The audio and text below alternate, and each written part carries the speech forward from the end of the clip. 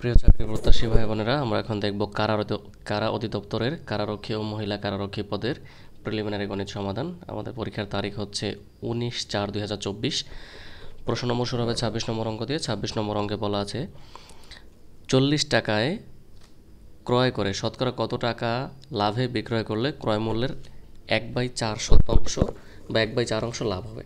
যেহেতু আমাদের প্রিলি প্রশ্নের উত্তর, সেহেতু আমরা একটু সংক্ষেপ এবং দ্রুত করার চেষ্টা করব। তো আমাদের 1/4 মানে হচ্ছে কত টাকা? 10 টাকা লাভ হবে। তাহলে তার লাভ হবে কত? 10 টাকা। তাহলে এটা হচ্ছে লাভ। তো মূল টাকা কত? 40। ইন্টারেস্ট রেটটা আমরা হচ্ছে জানি না, এটা বের করব।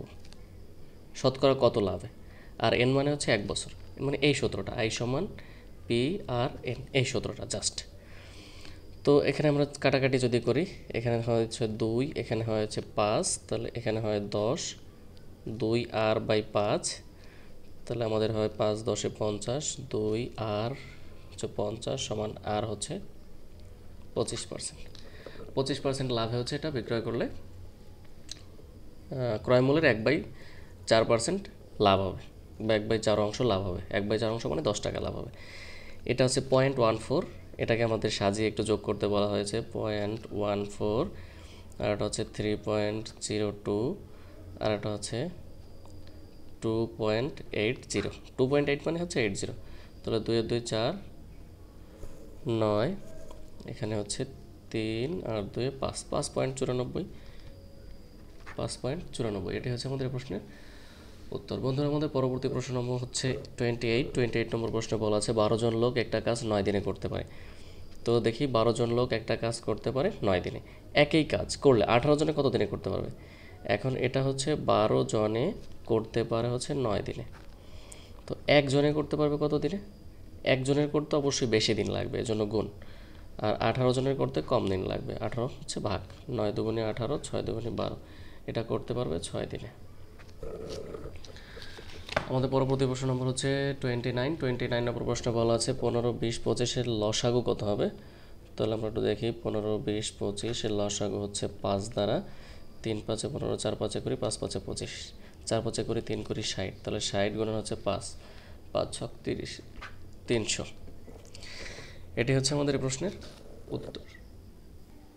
আমাদের পরবর্তী প্রশ্ন হচ্ছে 30 নম্বর প্রশ্ন বলা আছে একটি ত্রিভুজাকার ভূমির দৈর্ঘ্য 6 মিটার, উচ্চতা 4 মিটার হলে ত্রিভুজাকার ক্ষেত্রের ক্ষেত্রফল কত? ত্রিভুজাকার ক্ষেত্রের ক্ষেত্রফলের সূত্র হচ্ছে হাফ ইন্টু ভূমি ইন্টু উচ্চতা। হাফ ইন্টু ভূমি হচ্ছে 6 ইন্টু উচ্চতা হচ্ছে 4, তো 3 3 4 হচ্ছে 12। এটা হচ্ছে প্রশ্নের উত্তর। একটি ত্রিভুজের 3 কোণের সমষ্টি, একটা ত্রিভুজের 3 কোণের সমষ্টি 2 সমকোণ। 2 সমকোণ মানে হচ্ছে 180 ডিগ্রি। একটি ত্রিভুজের 3 কোণের সমষ্টি 2 সমকোণ। 2 সমকোণ মানে হচ্ছে 180 ডিগ্রি। সমকোণী ত্রিভুজের অতিভুজ সংলগ্ন কোণ দুইটি। এটা হচ্ছে একটা সমকোণী ত্রিভুজ, এর অতিভুজ সংলগ্ন কোণ দুইটা হচ্ছে সূক্ষ্মকোণ হবে। অতিভুজ সংলগ্ন কোণ দুটো হবে সূক্ষ্মকোণ। পরবর্তী প্রশ্ন 33 নম্বর প্রশ্ন বলা আছে a square plus b square সমান কত হবে? তাহলে আমরা সূত্র অ্যাপ্লাই করি। মাইনাস হচ্ছে 2ab, তাহলে এটার মান হচ্ছে 8, এটার মান হচ্ছে 2ab মানে হচ্ছে 15, তা 8 8 64, মাইনাস হচ্ছে 15 দুগুণে 30, থাকবে হচ্ছে 4 3 34। আমাদের পরবর্তী প্রশ্ন হচ্ছে 34 নম্বর প্রশ্নে আমাদের বলা আছে একটা আয়তক্ষেত্রের পরিসীমা হচ্ছে 40, এর প্রস্থ 5 মিটার হলে দৈর্ঘ্য কত? তো আমরা পরিসীমা জানি 2 ইন্টু দৈর্ঘ্য গুণন হচ্ছে প্রস্থ। তো এটা টোটাল হচ্ছে 40, আর আমাদের দেওয়া আছে প্রস্থ হচ্ছে 5। তা প্রস্থর জায়গায় যদি 5 দিই, 5 দুগুণে 10, 10 দ্বারা ভাগ করতে হবে। তাহলে দৈর্ঘ্য 10 দ্বারা ভাগ করলে হচ্ছে প্রস্থ হচ্ছে আমাদের 4। বন্ধুরা, আমাদের সর্বশেষ প্রশ্ন হচ্ছে এত এত এত এর গসাগু নির্ণয় করো। তো এইটা প্রথম রাশি, দ্বিতীয় রাশি, তৃতীয় রাশি। গসাগু মানে হচ্ছে প্রত্যেকের মধ্যে কমন কত আছে। তো এই তিনটার মধ্যে সংখ্যা হচ্ছে 15 12 এবং 9। তো এর মধ্যে কমন হচ্ছে আমাদের 9 12 15-এর মধ্যে 3 হচ্ছে কমন। আর দেখি এ আছে কয়টা? a কিউব, a স্কোয়ার, আর হচ্ছে এ আছে একটা।